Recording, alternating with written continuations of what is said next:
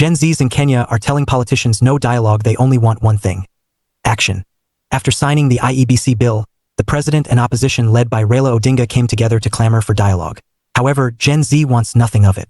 The only thing they are interested in is actions.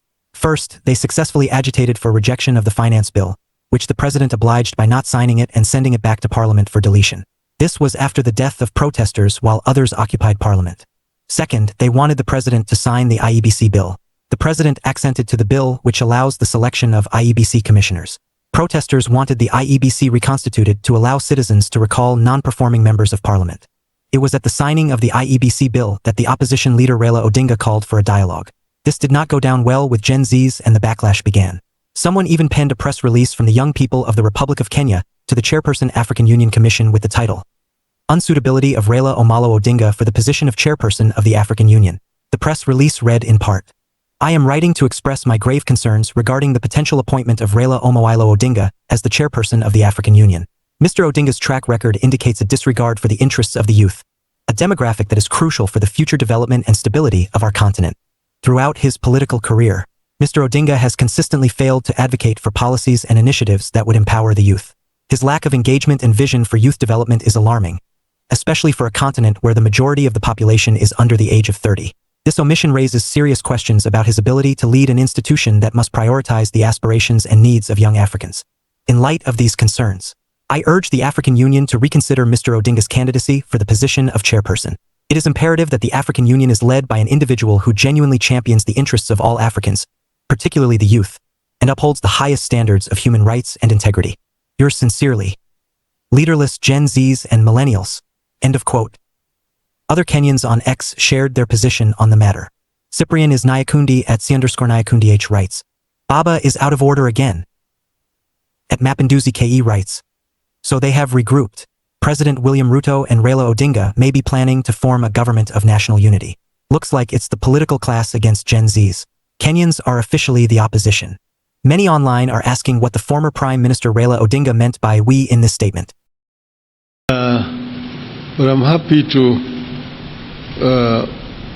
confirm that we have had consultations, and after extensive consultations, we have agreed that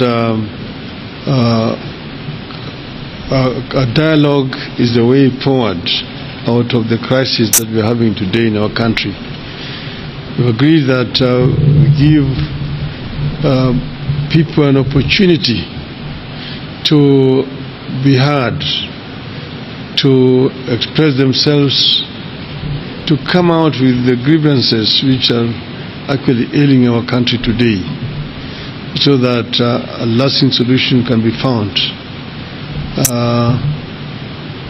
Because of restrictions of resources or limitation of resources, we've agreed that everybody else will bear the cost of coming to this meeting. But we want it to be a really very engaging conversation on the way forward, so that we deal with fundamental issues that are affecting our society today. At words linger __ writes, "Oh my God, Thanos. Who is we? Who asked you for dialogue? The only crisis is that the ruling class, including you Baba, feels discomfort that you can no longer control narratives on the ground, and power has shifted back to the people. This is abhorrent." Edukumtambo writes, "Political class regrouping to secure their selfish interests through an opposition handshake. But what we want to tell Raila Odinga that those harmless youths didn't die on the streets for senseless dialogues. Agwambo, who is we? You're not our leader." At _Omalika__. "Do you think when you were asked to stay home it was a suggestion at Raila Odinga? Who is we?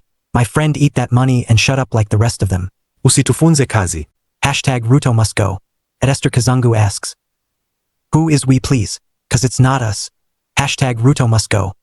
At Mr. James Koo writes, "They realized we are taking all of them home, so they decided to gang up against us. Who is we? Bwana Raila should keep off. He failed to play his opposition role."